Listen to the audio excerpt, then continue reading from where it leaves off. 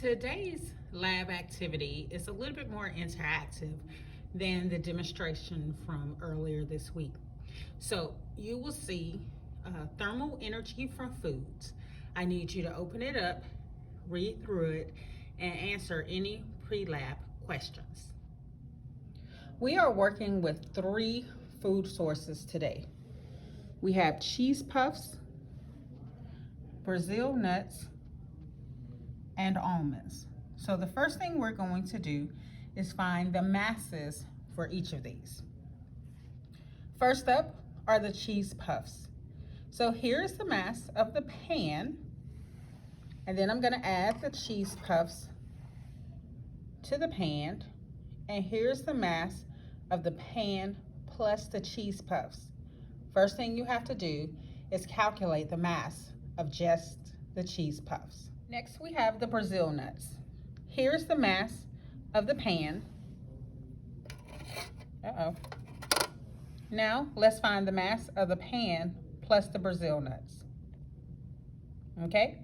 Then you're going to calculate the mass of just the Brazil nuts. Now we're dealing with the almonds. So here's the mass of the pan by itself. And here's the mass of the pan plus the almonds. Find the mass of the almonds. So at this point, I've placed the 25 grams of water into the flask, and I'm letting the thermometer get acclimated to the water before I light my food source. I do that because you got to find your initial temperature reading. Okay, and our initial temperature reading is 23.1 grams. So I need you to record that at TI for the cheese puffs, 23.1 grams. I said grams, 23.1 degrees Celsius. Now I'm igniting my first food source. Okay.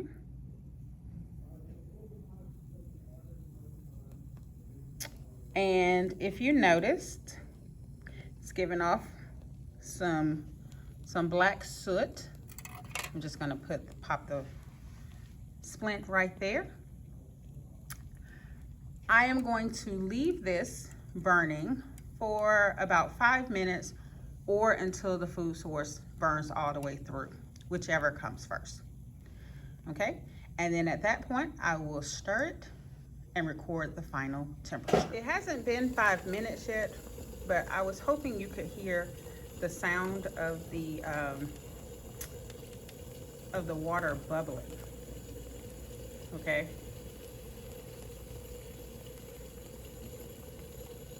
Okay, so if we look in the pan, we see that there's just this really small flame. Some of my cheese puffs have fallen down into the pan. Nice little dark embers. Okay, my flask, which was clear, is now covered in a black soot. And then look at what happened to the thermometer. Okay, and so this is at 85 degrees Celsius. So that's your final temp, 85 degrees Celsius. All right, now that the pan has cooled down, I'm going to record the mass of the remains. Okay, 18.5 grams.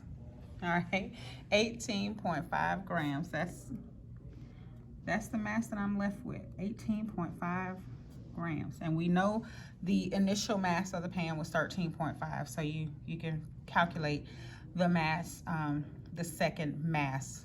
All right, let's move on to our next food source. Okay, here we are for food sample number 2. All right, we have our Brazil nut. We have it 5 centimeters between the food source and the flask with the 25 grams of water already put in there. Now for our temperature reading, our water, 23 degrees Celsius, which makes sense because we got it from the same source. So our initial temp is 23 degrees Celsius. Now it's time to ignite our food source. Okay, this one might take a little bit longer than the cheese puffs. So what I'm gonna do is light it and then I'll be back. All right, so our food source is lit. Needed to slide that back over. Let me take the thermometer out. So our food source is lit, and as we saw with the cheese puffs, we are getting the black soot to come around. All right, we're gonna let it burn, and then we'll see the temperature change. We're halfway through the burning process, and I just wanted you to hear once again the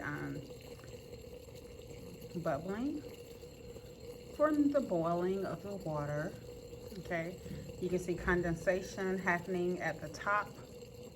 It's fully engulfed in flames.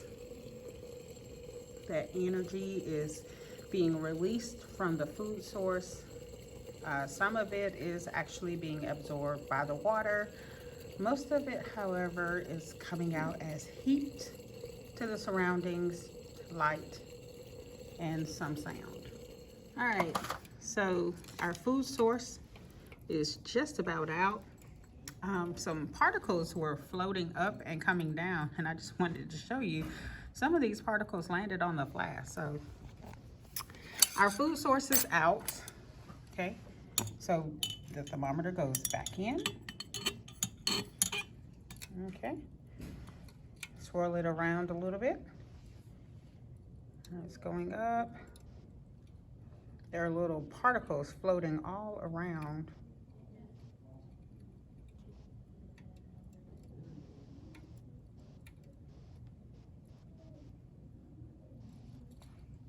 Okay.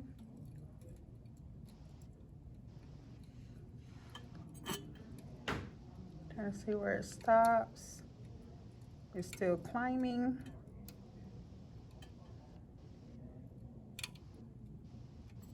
Seems like it's gonna stop just shy of 80 degrees, so like 79.8. So 79.8 degrees Celsius is our final temperature. All right, we're finding our second mass, and we're down to 15 grams. So if you recall, it started at 20 grams for the entire thing, and now we're down to 15 grams, and everywhere I'm at is like little black particles are falling down. So that is our final mass for the Brazil nuts. And so let's get started with our third food sample. Okay, so here we are. We're with our third food sample, the almonds. Okay, we're 5 centimeters between the almonds and our flask. Gonna put the thermometer in here to get our initial temperature reading. Okay. All right, it's going down a little bit. It was at 25 degrees Celsius, but it's gone down. You can see that.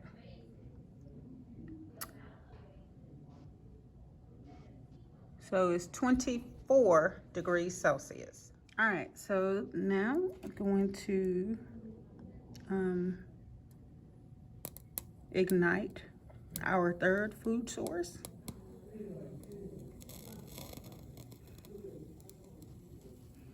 All right.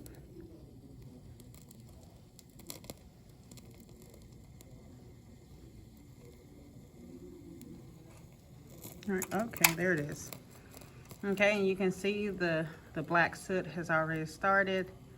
All right, and we're gonna let this burn, and then we'll take our final temperature reading. Gosh, the almonds are quite smoky. So let me check out the temperature. Ooh. 101. Okay, so my final temp is 101 degrees. So those little bit of almonds pack a lot of energy. All right, looking at our final mass, excuse me. It's weird how the almonds are the ones that smell horribly. All right, so our final mass is 15 grams. Oh, that's interesting. It's the same as the Brazil nut. So it makes me think that almonds could probably burn a little bit longer than the 2 minutes that we need to leave it for. So what we have our initial masses, our final masses for all 3 food sources. We have our initial temperatures and our final temperatures for all 3 food sources.